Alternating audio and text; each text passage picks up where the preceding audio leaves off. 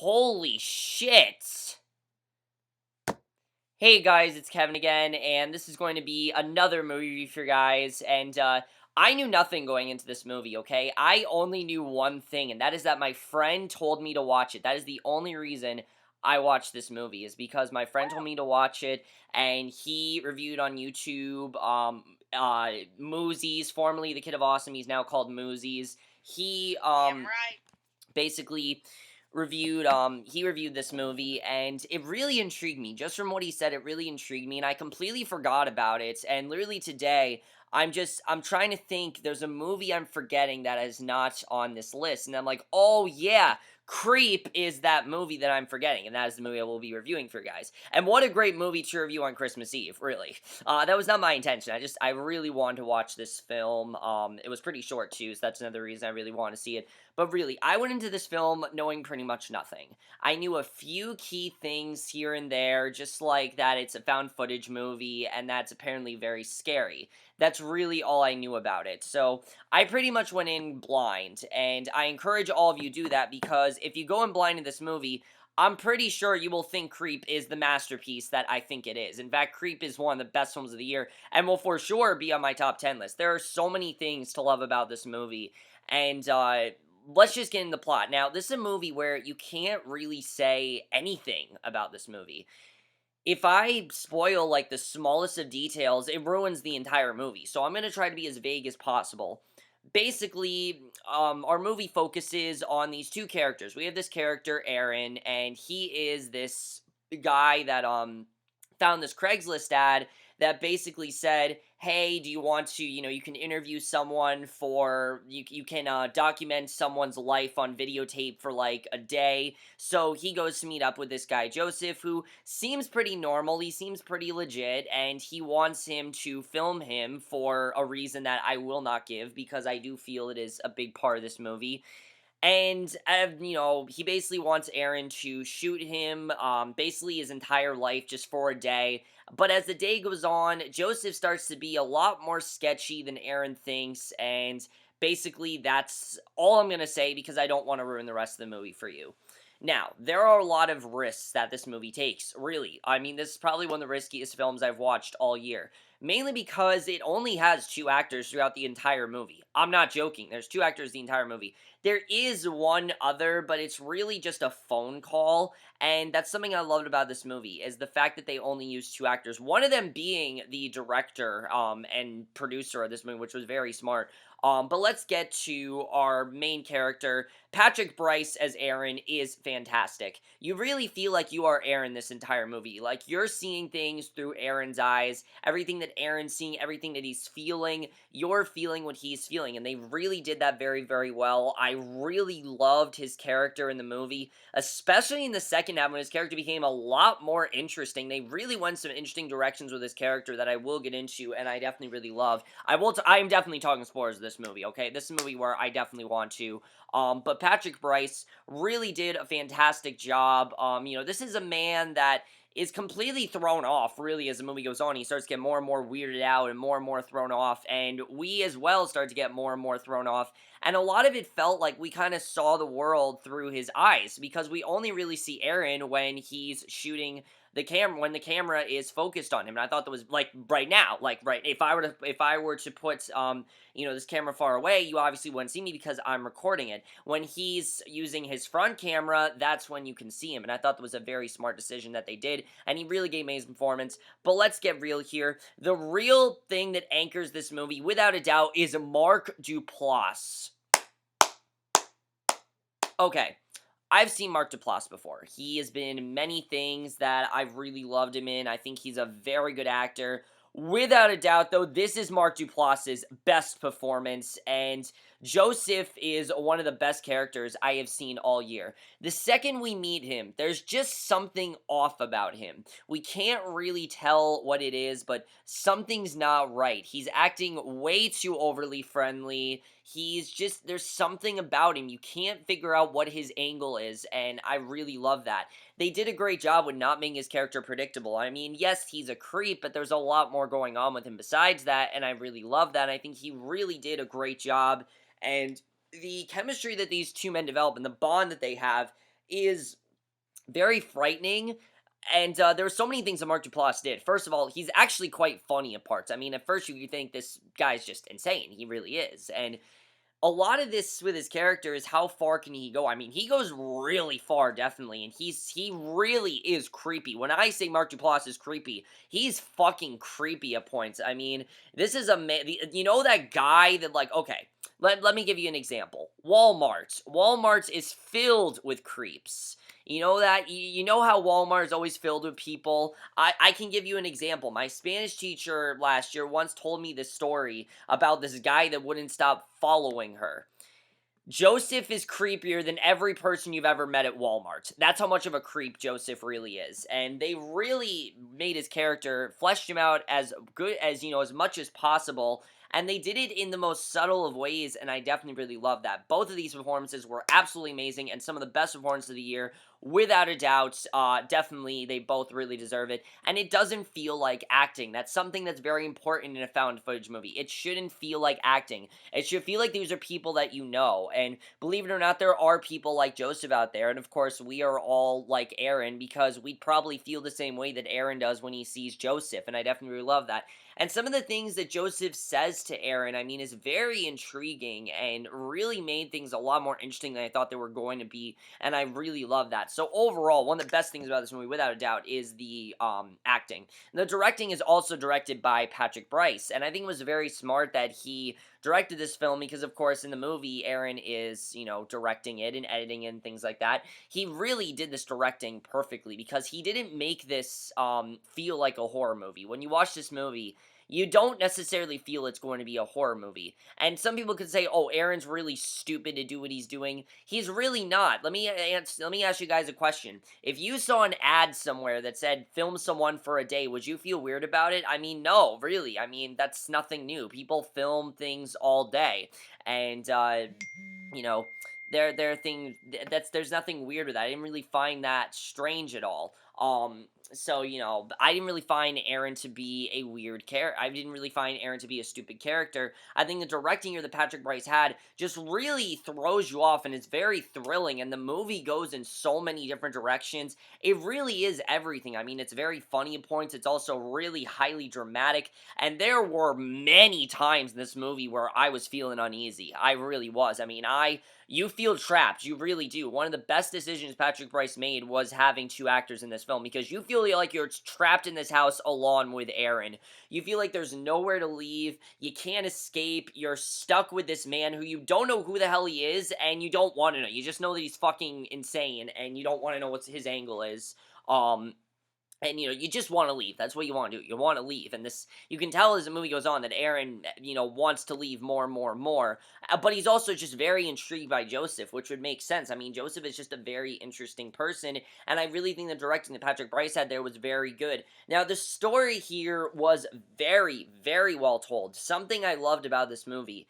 This is not a movie that is done like other found footage movies. There's no ghost in this movie. There's no demon in this movie. There's no any of that. This is not some unforeseen events happened. Here are the survivors of that. This is simply just told like if someone were to record this on a phone. That's how this is told, and that's why I loved it, is the simplicity of it all. The movie really shows that all you need to be creepy is something as simple as this story, and they really handle that very, very well. But the movie has a lot more to say about things than that. A lot of it, like I said, is about pushing boundaries and how far someone can go to get to you. They did that very well. I also really enjoyed that. There's also a great message, just about regrets and things that you regret and things that you can't turn back from, and or how you're influenced by people. I mean, there are very, very deep messages in this movie that I really didn't expect, and I really love that. That is true horror, and I love that, and they really did that very well here. The movie was very scary, and I really loved this movie is essentially in two different distinct acts, definitely, and I really love that. I can't tell you anything more because I'm gonna get to it in the spoilers, but they really did that very, very well, and I definitely really appreciate that. There's little to no score in this movie. Obviously, it's a found footage film, so there's little to no score. When they use it, it's creepy, definitely, but a lot of what I loved about this movie is the silence. There's a lot of silence in this movie, and it works really well because what is one of the things that we as humans are afraid of most? Silence. Really. I mean, it's a creepy sound. I mean, imagine if I was just doing a video and I just went like this. It's creepy, right? Right? When I just stare at you, that's obviously creepy. When we watch a horror film, we expect a jump scare to happen. Now, there are jump scares in this film, but it's not a jump scare in the sense that, oh, they just needed a jump scare to get your attention. They did it more because it goes with Joseph's personality. He does this weird thing where he'll just randomly scare you, and you don't really know why exactly he's doing this. But again, I really feel it's about pushing boundaries, and we'll get into that. But I definitely found that to be very interesting, and I really love that about the film. The editing was perfect. This movie is one of the shortest films I've watched all year. It's 78 minutes. It goes by so quickly. I was into it the whole time. It needs to be any longer, and I love that they left it short because it didn't need to be any longer, and I definitely really appreciate that. So now, guys, I do want to talk spoilers, and I want to give a bit of an analysis as well, because I feel like this is a movie that I really do need to analyze just a bit more to give you some more of the details and really what I think the movie's trying to say. But if you guys not seen Creep, do not watch the rest of this review. I don't want you guys to know anything except what I just told you. If you go into this movie knowing anything else other than what I just told you, you're going to be probably, you're not going to like it because you'll know everything that's going to happen and you'll see everything. And definitely, I don't want you guys to know that. So let's just get into it. Okay, where to begin? Honestly, where to begin? There's so much to talk about and there's so much that I love. Let's just start off with the reason why Joseph wants Aaron to make these videos, because of course he is supposedly dying of cancer and he's making these videos for his unborn son that he'll never be able to see grow up. Now, that sounds like a legitimate reason, and that's one of the reasons why I don't think Aaron's stupid. I mean, that sounds like something that could be true. People have done that, and I like that Joseph says, oh, there's a Michael Keaton film about it. There's nothing new with that, just trying to show, there's nothing new. You can totally do this with me. I will make this, but you can tell right away that Joseph is going to make this as weird as possible. When he goes into that bathtub, he's just acting very strange. He's really not giving Aaron any boundaries whatsoever, and you start to wonder, is there really an unborn son, or is he just trying to make Aaron very, very uncomfortable? Is that really what he's trying to do? And I thought that was definitely well done, the way they handled that. And then we get to that amazing scene, at that restaurant, and I love what Joseph says to Aaron, where he basically tells Aaron, first of all, he tells him that story on, the hike about the wolf mask that his father used to wear and pretend to be this wolf named Peach Fuzz. I mean, who would have thought that that little detail would have been such a big part of this movie? I didn't really think much of it when he said, oh, my dad used to be this thing, this wolf called Peach Fuzz. I didn't really think much of it.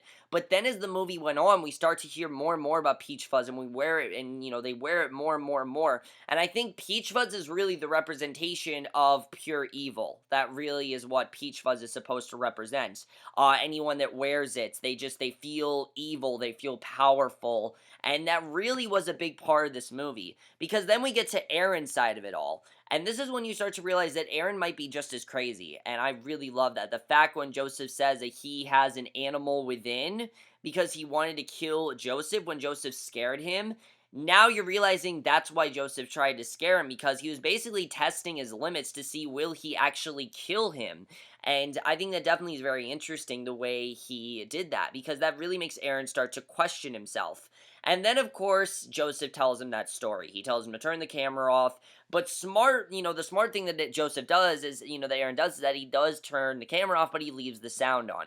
And, of course, Joseph tells him that story about that Peach Fuzz isn't real. He really wore the wolf mask to rape his wife, and really, it's a terrifying story. It really is a terrifying story, especially when you find out that his wife is actually his sister, which I do believe. Even though Joseph says, oh, everything I told you was a lie, I do think that that actually is his sister and that he has raped his sister. I will definitely think that is true. And obviously Aaron is freaked out, and I love the way the scene was done.